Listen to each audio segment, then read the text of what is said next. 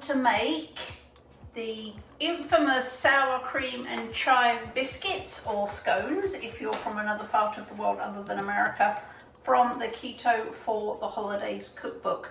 This is one of the all-time most popular recipes that I've ever created, and there's an awful lot of people out there that say these are the best replacement for bread that they have on their keto diet. So if you haven't made them yet, please do, and make sure that you have these on your holiday table, as well as pretty much any other time of the year. So here we go.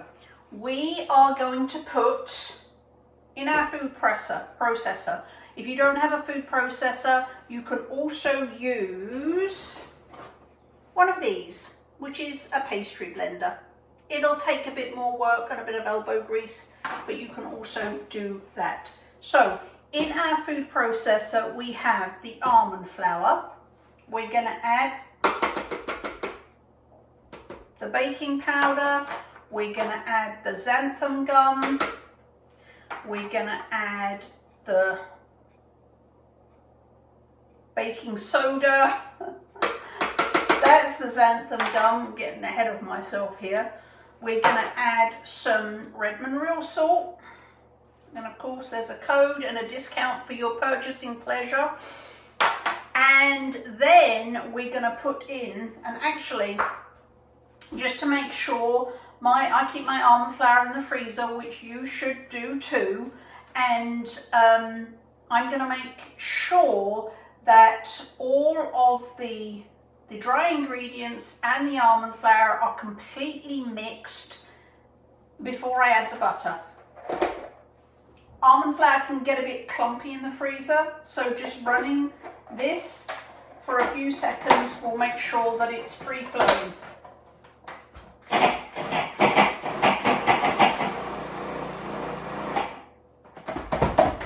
So that's it. I just run it for a few seconds just to make sure that that's all mixed. And then I'm going to add my butter. Now this butter has been chilled, it's cold, and I have cut it into little pieces. And actually I cut it and then I put it back in the fridge to make sure it was really cold. That will give you a lighter biscuit. You really want to make sure your butter is cold before you do this. So you're going to add your butter here. Cutting it just makes it easier for the food processor to do a good job. It makes it easier. We'll make sure the butter is distributed more easily. You don't have any huge lumps of butter. So I'm going to put the lid on, and then I'm just going to pulse it just until it resembles breadcrumbs, and you do not want to over process it. So watch how many times I do it, and I pulse it, don't switch it on.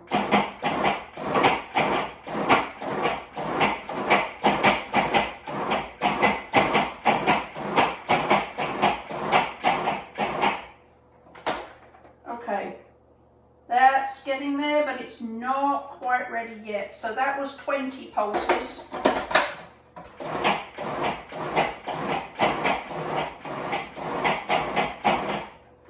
Coming up to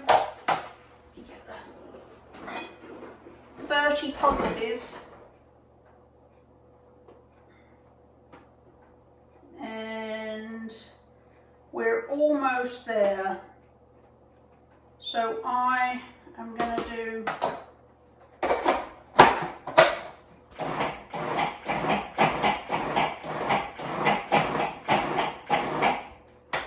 another 10. And that is good. So this is what it's going to look like. So like breadcrumbs, don't process it more than that. So depending on the power of your machine, you're going to want between 30 to 40 pulses to get it to look like that. Okay, then you're going to turn this into a mixing bowl.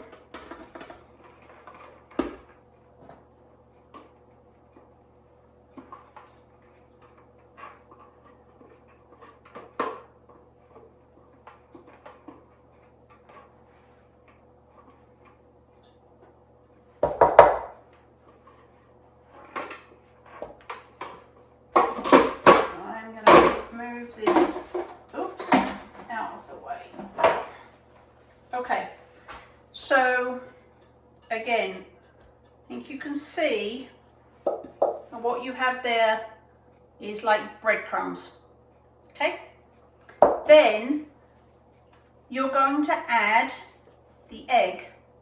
Now, my mother taught me this, my mother taught me never to crack an egg straight into whatever you're making, because if the egg is bad, you will ruin the whole mix. So I am just going to tip the egg into a little cup, and then I'm going to add it to our flour mixture. Then I'm also going to add the sour cream,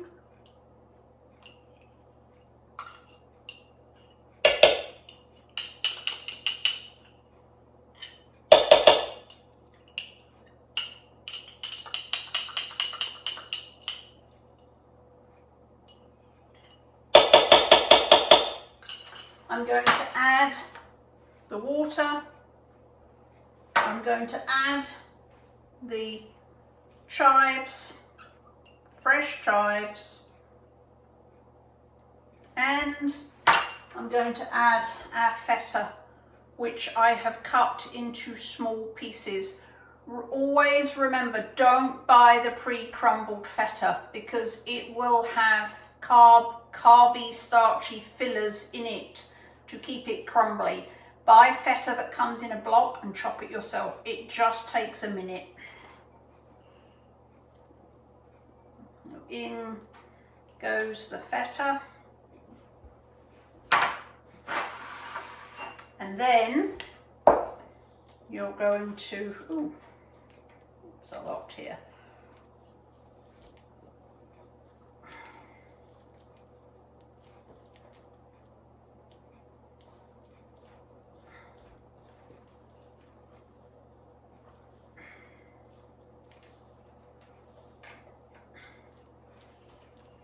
This bowl is not quite big enough. I had forgotten.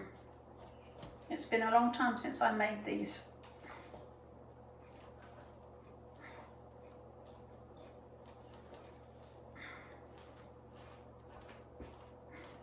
And you want to mix it well, but you don't want to be too heavy-handed, otherwise you will turn the feta into mush. Don't mix it so hard that you destroy all the feta. So there it is. You only need to mix it about 10 times until the dough comes together.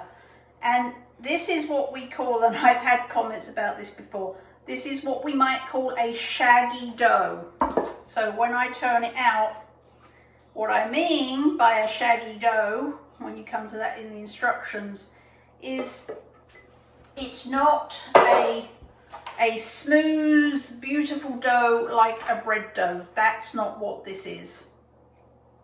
So because it's a bit wet, because it is shaggy, it is a little bit more difficult to work with. And these are not biscuits that need to look perfect. So what you want to do is get your dough, have fun with it because it's going to be sticky. I'm putting some almond flour down here, and then you don't want to knead it, you just want to flatten it down with your hands.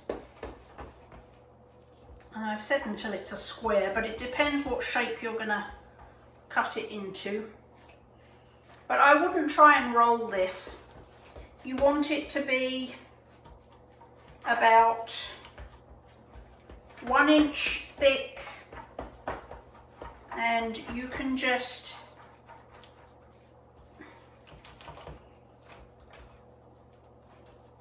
make it into a square or a bit of a rectangle.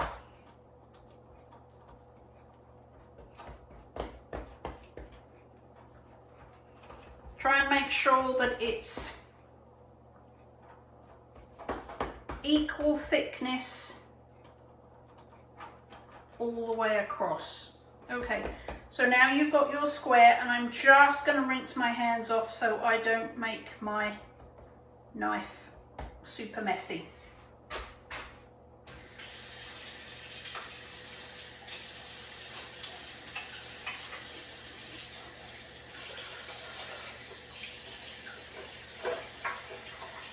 And one of these days I will figure out how to edit videos so that I can edit clunky bits like washing my hands out, so you're not subjected to watching that.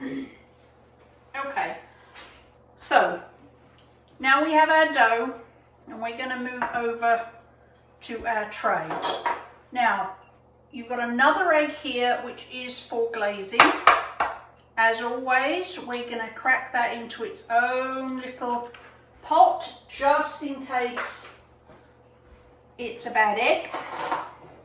And then we're going to beat it well. We've already preheated the oven to 375, so it's all ready. Just make sure your egg is well beaten.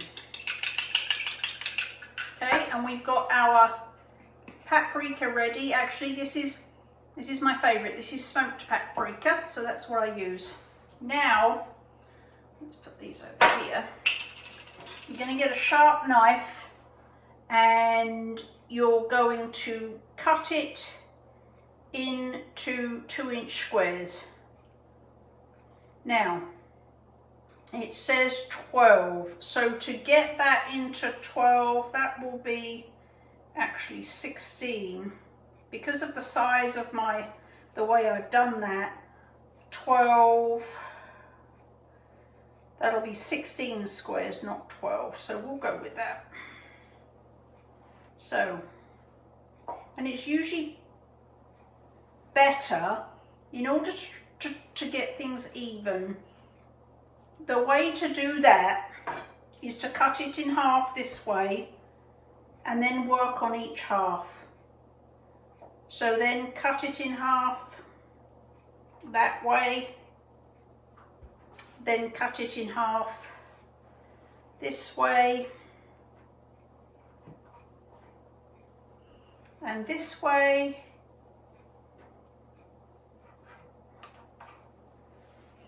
and then cut it in half again this way.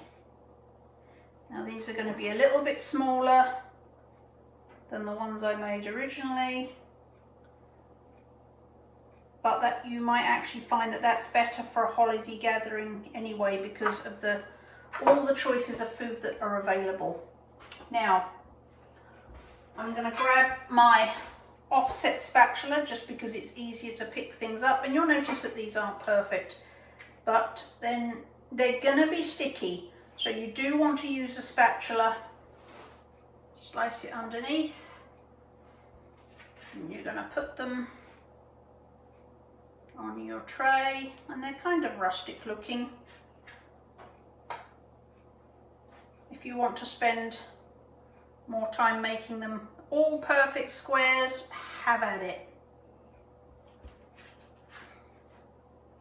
Or if you want to cut them into another shape, that is fine too. Now, I need to space these over a bit.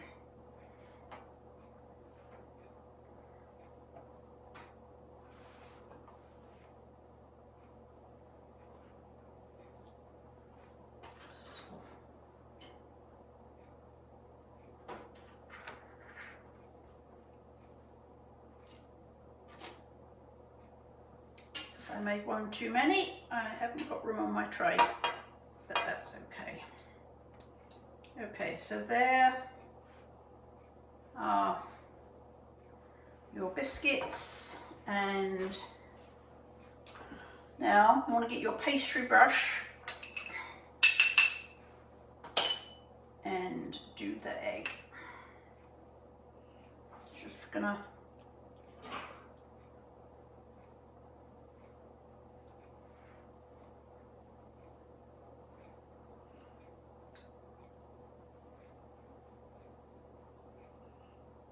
brush them here, because this does two things. It will help them to get nice and brown, but it also acts as great glue for the paprika, or paprika. I can't remember how you say it in American, so I'll just keep saying paprika and hope you all know what I mean.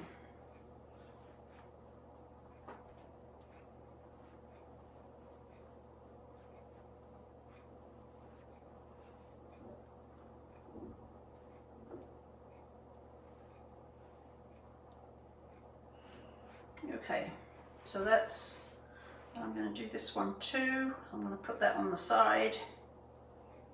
Okay, there's your egg wash. Now, just going to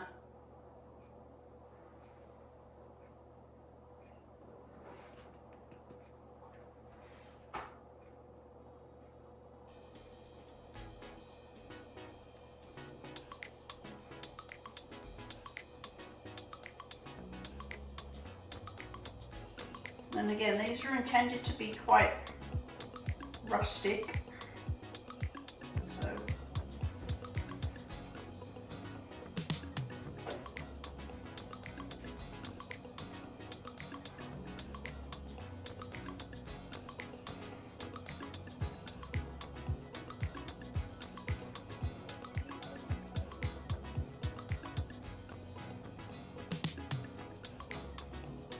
and there are your sour cream and chive biscuits, and they're going to go into the oven, which has been preheated to 375, and they're going to be in there for about 12 to 15 minutes in the center of the oven.